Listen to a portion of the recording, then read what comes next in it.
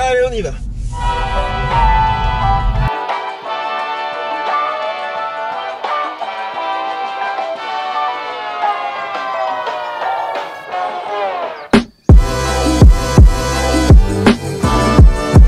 Bonjour les amis, bienvenue sur le billet auto. C'est la première fois que je fais une vidéo tout seul pour le billet auto.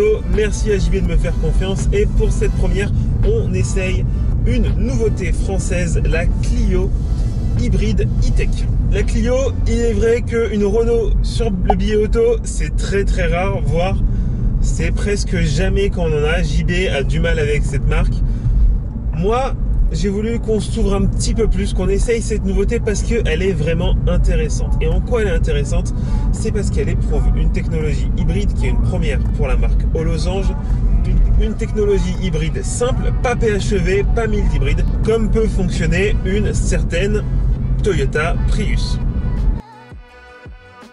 Oui, je parle de Toyota Prius sur le billet auto. Je n'ai pas peur de parler de la Toyota Prius. C'est, il faut le dire, une très bonne technologie. Les Toyota Prius, aujourd'hui, certaines ont plus de 400 000 km, 500 000 km, ça fonctionne bien. C'est une technologie qui est éprouvée au fur et à mesure des années. Ok, c'est pas des véhicules passion comme au billet auto, on a l'habitude, mais il faut dire que j'avais vraiment envie d'essayer cette voiture car j'avais envie de goûter à cette technologie qui est pour moi très importante aujourd'hui sur le marché, car c'est une technologie qui pour moi sera le véhicule passion de demain. Regardez la Ferrari. La Ferrari, c'est exactement ce principe-là, bien sûr poussé à l'extrême avec un V12 atmosphérique, mais c'est cette technologie-là. La Ferrari, normalement, de base, ne peut pas rouler en 100% électrique pendant beaucoup de kilomètres comme la P1. Dites-moi pas que la Ferrari ne vous fait pas un petit peu rêver. Eh bien, c'est ce que fait Renault à moindre mesure ici avec cette Clio e-tech. Bien sûr, ce n'est pas de la passion, ce n'est pas de la sportivité, mais c'est très intéressant. Et si vous avez besoin d'un délit, vous allez voir que ça pourrait être le prochain. Cette 5e génération de Clio ne se distingue pas vraiment à l'extérieur avec l'ancienne génération. On a toujours un véhicule qui est assez consensuel comparé à sa concurrente directe, la 208, qui est beaucoup plus, on va dire, innovante en termes de style. Mais il faut avouer que ça marche. C'est plutôt joli. Surtout ce bleu, moi j'aime beaucoup, même s'il est vrai que j'aurais du mal à l'assumer tous les jours. Ça marche bien. La voiture est belle. Et je trouve que Renault arrive au fur et à mesure des générations à améliorer son design. Regardez le Captur, aujourd'hui le nouveau Captur, je suis désolé, même si ça va faire crier beaucoup de personnes, le nouveau Captur est quand même très joli. Côté gabarit, cette nouvelle Clio fait 4,04 m de long, 1,79 m de large et 1,44 m de haut, des proportions normales sur ce segment.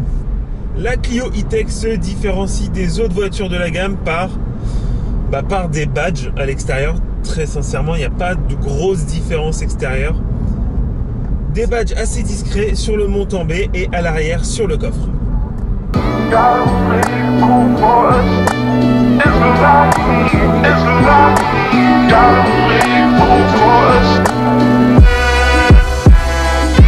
À l'intérieur, très franchement, j'adore cette voiture. C'est très beau, c'est très qualitatif pour une Renault. Les plastiques sont tous moussés, ou pratiquement. Même celui-ci est moussé pour vous dire. Je viens de tester. Voilà. C'est joli. Le mix, là j'aime beaucoup le mix noir-blanc. Le grand écran 9,3 pouces qui est en option est assez joli. Par contre, il n'est pas très réactif. Ça, c'est vraiment quelque chose qui m'insupporte chez Renault. Ils font des très beaux écrans. C'est très joli. Mais ce n'est pas réactif pour un sou. Quand je branche mon CarPlay, j'ai un iPhone 11 Pro, donc téléphone qui doit normalement fonctionner très bien. Ça galère. J'ai des petits bugs. C'est vraiment très dommage. Le volant, quant à lui, est très bon. Il tient bien en main. Je le trouve peut-être un petit peu trop grand, mais ça, c'est une question de goût après tout. Les petits boutons sont très bien. Ils ont enfin, Renault, sur la nouvelle génération, mis le régulateur et le limiteur de vitesse sur le volant. Ça, c'est vraiment quelque chose qui manquait. L'ancien Komodo qui était derrière, ça, c'était vraiment plus à faire du tout. Ils ont gardé par contre le Komodo pour tout ce qui est multimédia. Ça, c'est vraiment quelque chose qui est à proscrire dans les années futures. Regardez ce que fait Hyundai, regardez ce que fait Kia, c'est des généralistes. Et ils ont tous les boutons sur le volant. C'est beaucoup plus simple d'utilisation, beaucoup plus ergonomique. Derrière le volant, j'ai un compteur 100% numérique qui est personnalisable. Pas grand chose d'être personnalisable, mais il est personnalisable et ça c'est quand même pas mal. Il y a surtout quelque chose que j'adore, c'est qu'il y a la petite Clio, celle que vous avez qui est représentée devant vous. Lorsque vous mettez les clignotants, ça met les clignotants et ça, je trouve ça assez rigolo. Vous avez de chaque côté du compteur votre réserve en électrique et votre réserve en carburant, ça c'est très classique. Les sièges, quant à eux, sont ultra confortables. Je suis très bien installé, ils sont très confortables et vous allez pouvoir faire sans problème beaucoup de trajets avec sans aucun souci pour votre dos. Vous êtes bien maintenu, la mousse est vraiment bonne et en plus avec le pack hiver en option sur la voiture que j'ai disponible, vous avez les sièges chauffants et là pour cette période hivernale c'est vraiment très agréable. Que ce soit à l'avant ou à l'arrière, il y a de l'espace, c'est plutôt bien pour la catégorie et pour la taille de la voiture. Je me sens pas ultra à mon aise à l'arrière, mais avec le siège réglé pour ma taille, je peux sans problème faire une centaine de kilomètres.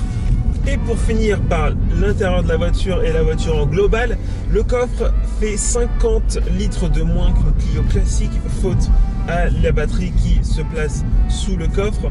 Aucune autre différence n'est à noter concernant la version e-tech en termes d'habitabilité en fait.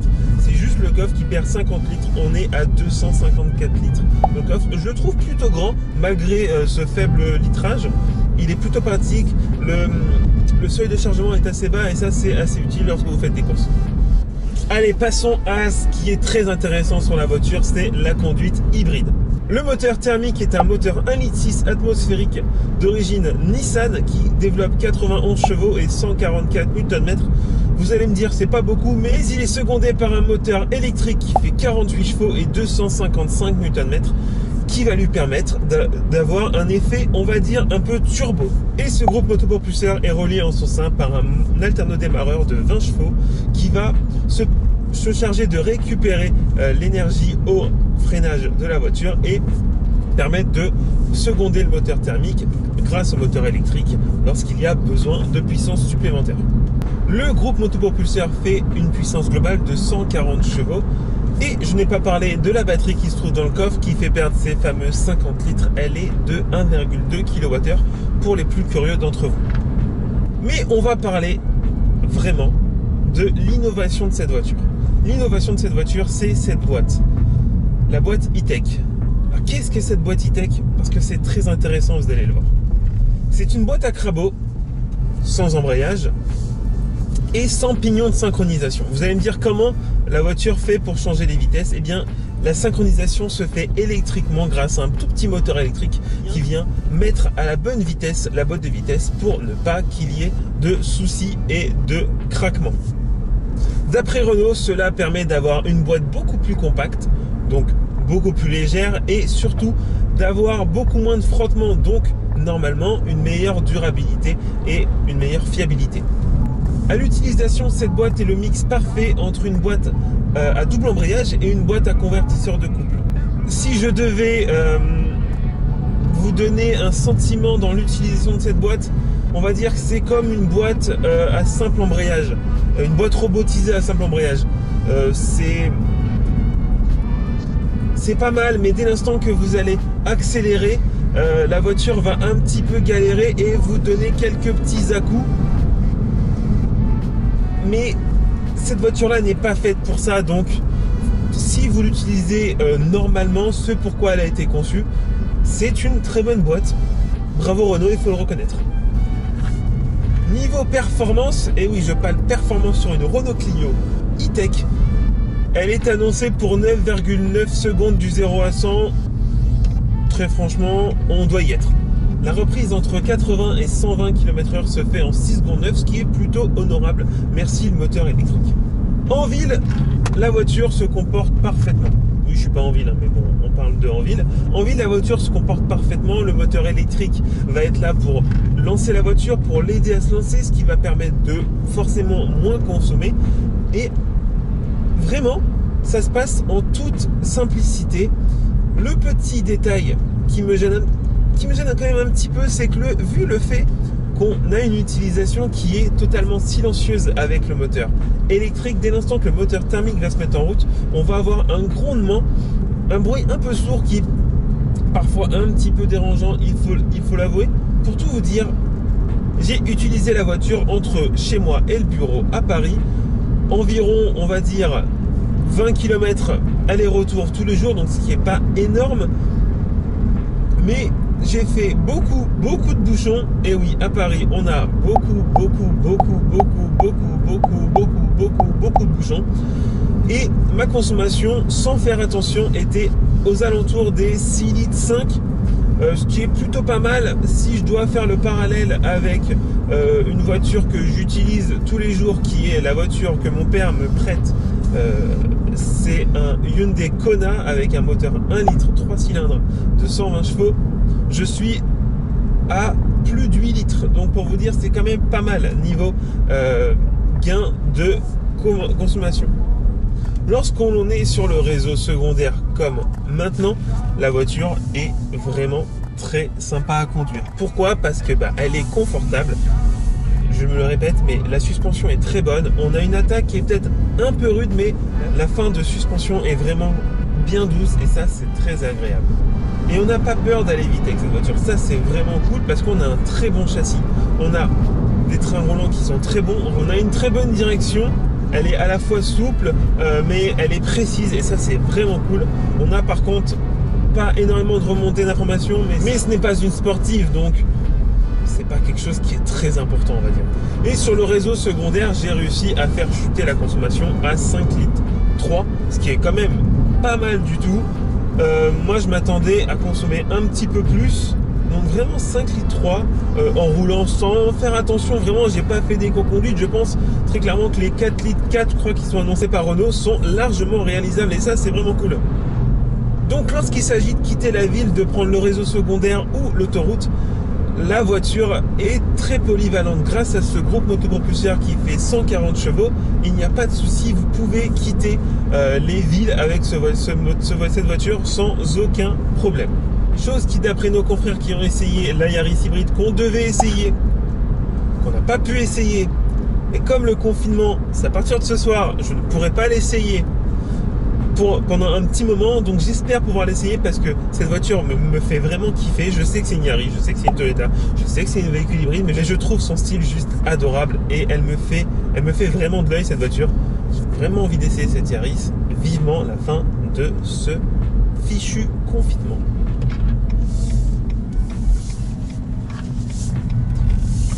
Et donc, cette nouvelle Renault Clio E-Tech est beaucoup plus polyvalente que sa principale concurrente qui est la Yaris hybride. Il y a aussi la Hyundai Jazz, je crois, qui est hybride. Mais d'après ce que j'ai pu lire, elle est comme sa cousine japonaise, la Yaris. Un véhicule qui est très bon en ville, mais qui n'est pas très polyvalent car elle n'a pas une très grosse puissance. Pour rappel, je crois que la Yaris fait autour des 110-120 chevaux. On passe au tarif. Cette Renault Clio E-Tech est annoncée à partir de 22 600 € en finition Zen. Elle monte jusqu'à 28 200 € en finition initiale Paris sans les options. Et le véhicule que j'ai ici, c'est la finition intense. Elle est affichée à partir de 25 600 €. Et le véhicule que j'essaye aujourd'hui avec toutes les options est affiché à 29 180 €. Je dois dire que cette Renault Clio E-Tech est une très bonne surprise. Pourquoi? Parce que elle met en avant une technologie qui, je crois, dans l'avenir, va être une technologie qui va être obligatoire compte tenu des nouvelles normes d'émissions de CO2 que les constructeurs vont devoir. C'est malheureux, c'est vraiment malheureux, je suis d'accord avec vous, mais c'est une obligation pour eux. Ils vont devoir faire des véhicules hybrides. Je ne pense pas que les véhicules PHEV soient une fin en soi pour ce qui est des véhicules à but, on va dire, plaisir. Pourquoi? Parce que ça apporte beaucoup de poids supplémentaire. Il n'y a qu'à voir la batterie d'un GLE hybride. La batterie fait 35 kWh. 35 kWh, c'est l'équivalent d'une batterie de Renault Zoé. La batterie doit faire aux alentours des allez, 400-500 kg, c'est énorme. Avec une technologie hybride simple comme celle-ci, comme ce qu'on peut retrouver sur la Ferrari, oui, eh bien on n'a pas besoin d'une très grosse batterie, on a juste besoin d'une petite batterie qui va faire, allez, 3, 4, 5 kWh grand maximum, qui vous permet de faire quelques kilomètres en full électrique, comme cette Clio E-Tech et comme la Ferrari. Mais ce qui est bien avec cette technologie, c'est qu'on va avoir beaucoup moins de poids.